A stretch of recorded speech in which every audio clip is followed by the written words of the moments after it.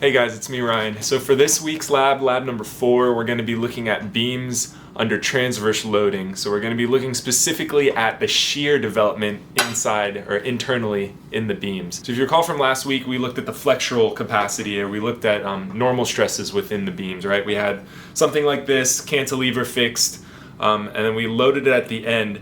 And what we could see was that at the top we were developing a tension, and at the bottom we were developing a compression due to the flexural. So there's a big assumption in that lab, and we were assuming that we were only looking at normal stresses, and we were only looking at stresses acting normal or orthogonal to the cross section. So if you recall, we said we were going to neglect all shear stresses and the development of all shear strains in that lab. So that's okay to assume when we're working with something, relatively small cross section where primarily all the forces are going to be normal to, so all the stresses will be, axial stresses. But when we start looking at other types of beams, we can't assume, or we can't neglect that during the flexural capacity. So this is the thing we're going to be testing today. This is an aluminum specimen. It's an I-beam shape. This is going to be the flanges at the top. This is what's called the web. And you'll see what we're going to set up here is 2 strain gauges.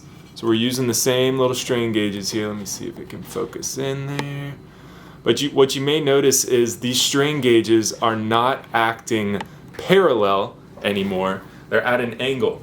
So you remember the strain gauges can only capture the movement that they're aligned to. So last week we looked at the strain gauges and they were attached parallel to this system. So that could capture any of the deformation axially. So as this specimen increased or decreased in this plane. Now with this though, when we set them up in this capacity, we're going to be able to capture the shear strains. So since they're at 45 degrees each way, up and down, we can capture the movement in this direction and then in this direction. So this is what we can use to translate to determine the shear strain, and we're going to look at the theoretical shear modulus, and we're going to be able to load this beam using the UTM under various incremental loading, and you'll be able to capture the shear recording in each one of these shear gauges, or strain gauges, each one of these strain gauges, and then we should be able to determine the distribution of the shear strains and the shear stresses through the cross section of our material and of our beam, just like we did last week from the axial capacity. So I'll go ahead and set this up in the UTM and I'll show you what it looks like, and then we'll go over the data as well. Alright, so I want to just go over how the UTM is set up, and specifically how the beam is set up in the loading, or the UTM. So we're using the same UTM as that we've used pretty much every other week except the last 2. And here we have our structural beam. So a couple things I want to say about this beam. If you're unfamiliar with the shape of this beam, probably looks familiar before, at least if you've ever driven down a road and under a bridge or something. So this type of beam is called a wide flange beam, or the shape of beam is called a wide flange. And again, they're really discernible because they have these flanges at the top and the bottom, and then the inside is called the web. So this is the web section. And the benefit of this is it maximizes the amount of moment of inertia that we have with the least amount of weight possible. So when you're calculating the moment of inertia, you'll see the equation for these wide members, and that's why they're used so much in structural, like any type of beam, like a girder for a bridge, or any type of, I'm sure wherever you're at, if you're in any type of structure, you can look up and see these members around there. So you can see the strain gauges here. Again, they're set up at 45 degree angles, and you can see, maybe you can, if it'll focus in a little bit, you can see the orientation. So we're only going to be able to capture the movement at those 45 degree angles there. We have our strain gauges set up into our UTM over there, and what we're going to do is load in the center using the UTM. We're going to have a point load that focuses in right here. We're going to have, so this beam is going to be experiencing flexing in this direction from that point load. then we're also going to be able to capture the shear. Uh-oh, that's not good.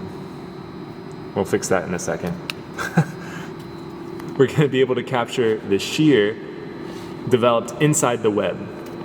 So I should say, this thing just broke off. I'll fix it and put a new strain gauge on, but I don't know how good that second strain gauge is going to be. I'm not going to replace that. So you can see that we're working with some just outdated and just old overused material in this lab, so that could be a source of error. The other source of error I do want to point out is you might be able to tell this beam has been used and bent quite often. You know, we usually do it when we're doing in-person labs. These beams get used like 4 times a day, pretty much. You can see there's a little deformation, plastic deformation at the top, so there could be some residual stresses and strains already inside this material, weakening it so it may not capture it fully.